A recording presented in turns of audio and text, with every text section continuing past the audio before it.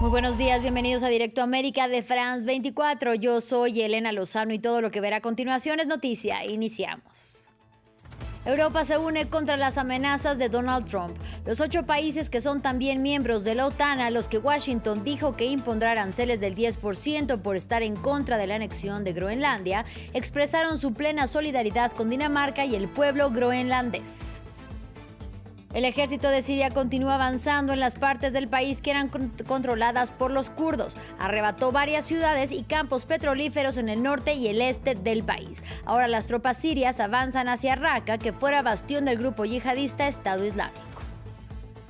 Los incendios al sur de Chile cobran la vida de al menos 16 personas, dejan una decena de heridos y obligan a evacuar a unas 50.000 personas. El presidente Gabriel Boric decretó este domingo el estado de emergencia en las regiones de Ñuble y Biobío.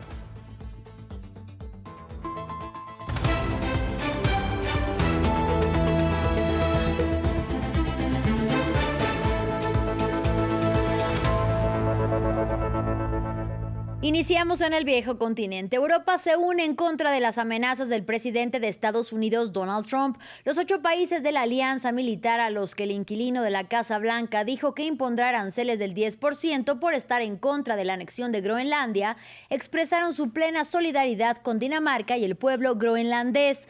Además, se convocó una reunión de emergencia de los embajadores de los 27 países de la Unión Europea que se celebrará en Bruselas este domingo para responder de forma coordinada a Washington.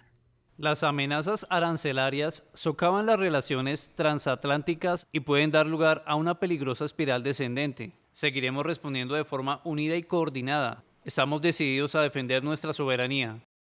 Fue el sábado cuando Donald Trump anunció que se impondrán aranceles aduaneros a 8 países europeos que han manifestado su oposición a sus deseos expansionistas. Pero desde el comienzo de su segundo mandato en enero del 2024-25, el presidente republicano amenaza regularmente con imponer aranceles aduaneros si otros países no hacen lo que él quiere, y a veces sus amenazas se concretan y otras veces no. En cualquier caso, se ha convertido en una de sus técnicas favoritas de negociación, o más bien de presión. Veamos el siguiente informe.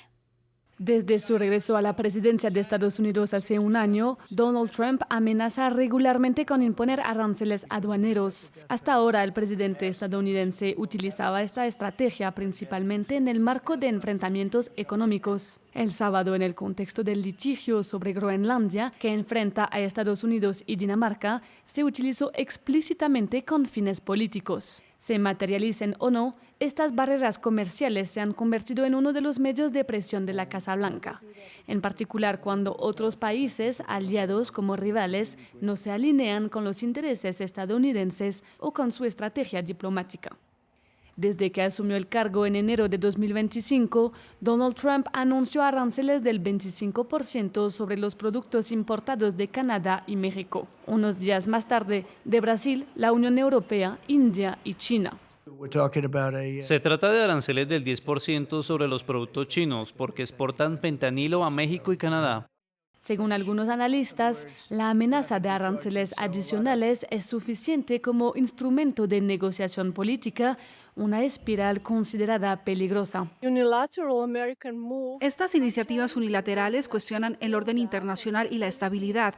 Nos encontramos en un punto álgido del intento de hegemonía estadounidense que se caracteriza por la agresividad, la violencia y un desprecio total por el derecho.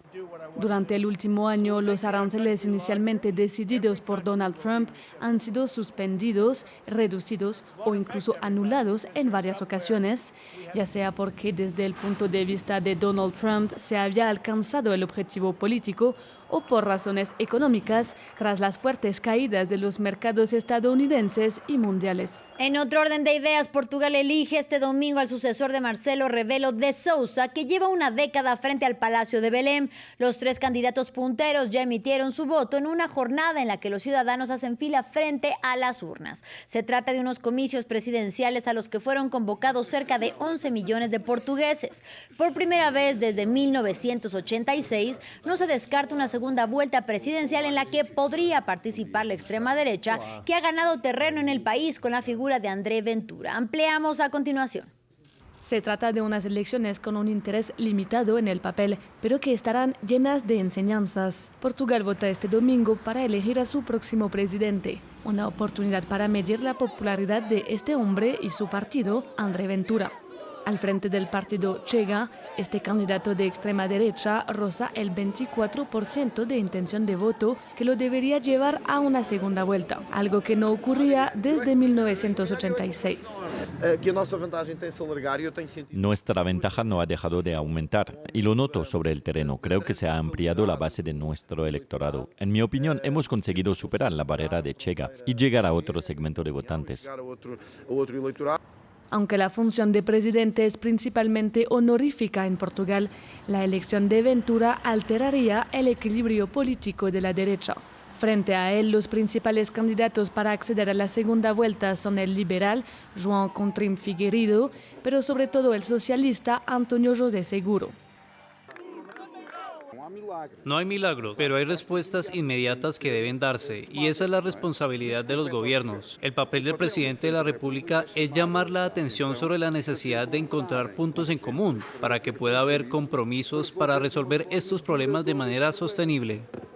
En total hay 11 candidatos en competencia. El ganador sucederá al conservador Marcelo Rebelo de Sousa, elegido en 2 ocasiones.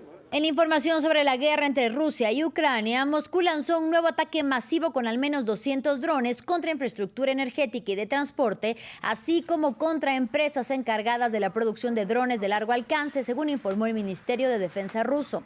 En los ataques murieron al menos 2 personas y docenas resultaron heridas. El presidente ucraniano Volodymyr Zelensky afirmó que tan solo esta semana han tenido lugar ataques con 1.300 drones, 1.050 bombas y 29 misiles, por lo que reiteró el llamado a sus aliados a que brinden más protección para Ucrania. Vamos a Medio Oriente. El ejército de Siria continúa avanzando en regiones que controlaban los kurdos y ha arrebatado ya varias ciudades y campos petrolíferos a las fuerzas democráticas sirias de esta minoría en el norte y el este del país. El gobierno de facto liderado por Ahmed al-Shara intenta así imponer su autoridad y soberanía sobre todo el país tras la caída de Bashar al-Assad en diciembre del 2024. Desde Beirut, nuestra corresponsal Etel Bonet nos amplía sobre la situación en el terreno.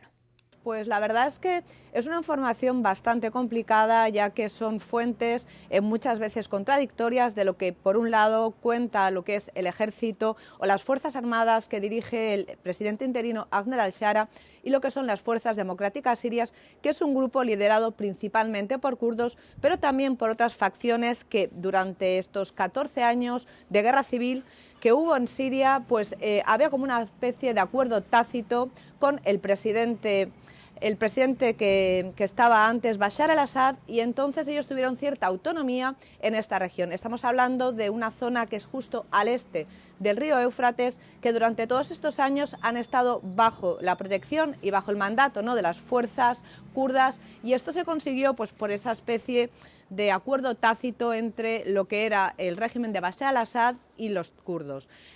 Para poner un poco en contexto la situación, pues desde que empezó el nuevo gobierno del presidente interino Ahmed Shara hace un año, ha intentado pues de alguna manera cohesionar a todos los grupos, a todas las minorías, y con los kurdos pues se llegó a un acuerdo en el que en marzo, quiero decir, de este año, en el que gradualmente las fuerzas kurdas iban a dar pues todo ese territorio al gobierno central para que hubiera pues lo que son unas fuerzas armadas coexistiendo entre los dos grupos. El resultado ha sido que ha habido pues una fuerza pues muy rápida por parte del ejército sirio, y en prácticamente 48 horas han llegado a 50 kilómetros pues que han tomado de territorio de lo que son estas fuerzas democráticas sirias, y ahora mismo pues están ya en las puertas de la ciudad de Raqqa, y como ya has hablado antes, pues han tomado lo que son ciudades, aeropuertos, también una presa y lo que son los campos petrolíferos.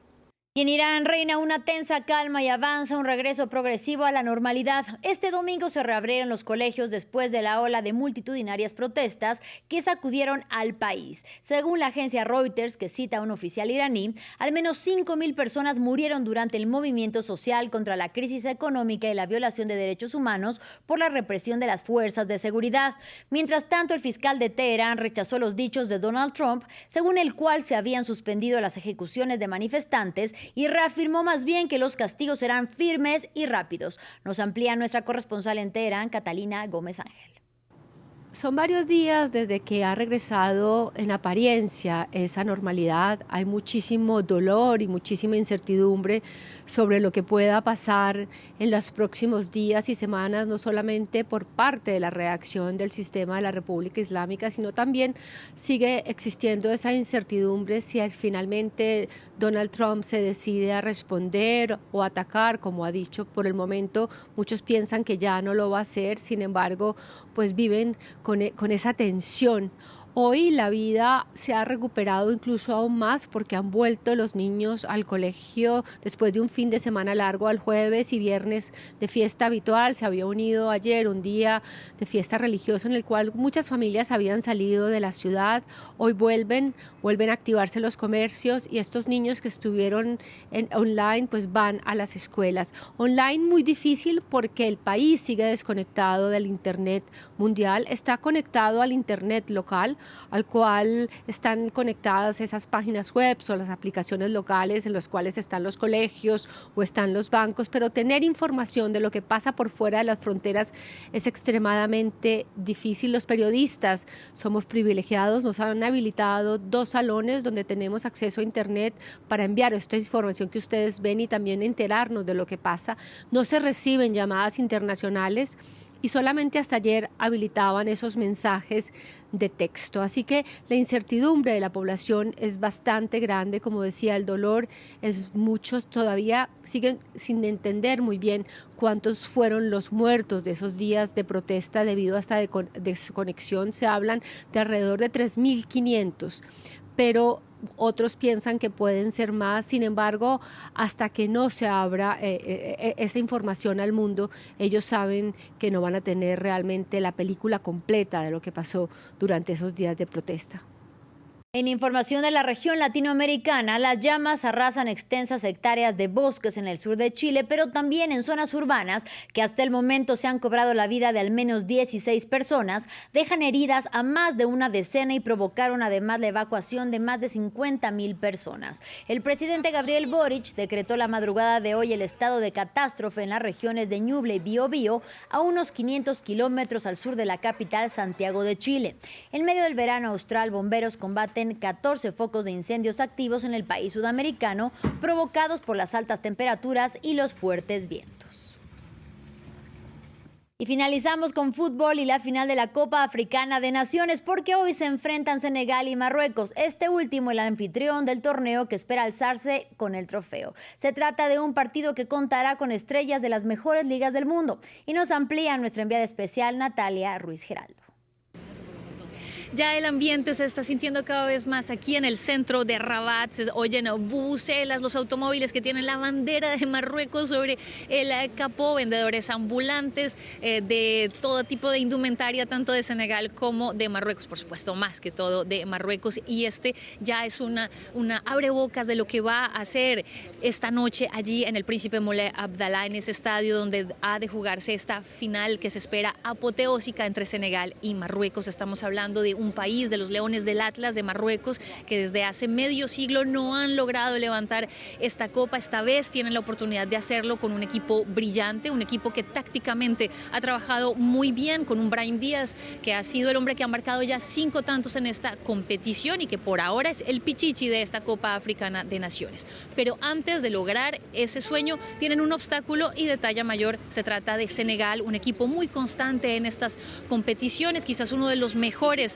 del continente en los últimos 10 años. Va a disputar su segunda final, la primera la ganó en 2021 y sobre todo Senegal, que está ya en esta final, ya ha disputado 3 de las últimas 4 finales consecutivas de la Copa África de Naciones, un equipo con jugadores de talla mundial, con jugadores de mucha experiencia, aunque no podrá contar con su capitán Kalidou Koulibaly, el hombre de la saga central porque está amonestado para el día de hoy y en esta competición no se borran las tarjetas amarillas para la final. Pero sí estará Sadio Mané, el hombre de la gran experiencia, la figura, la estrella de los Leones de la Teranga, que está realizando su sexta competición de la Copa Africana de Naciones y que dijo que sería la última, aunque todavía no está completamente confirmado, pero lo cierto es que Senegal quiere o quisiera despedir a su gran jugador con una victoria, así que es Sadio Mané el hombre que podría por ahora interponerse entre Marruecos y su sueño de levantar esta copa.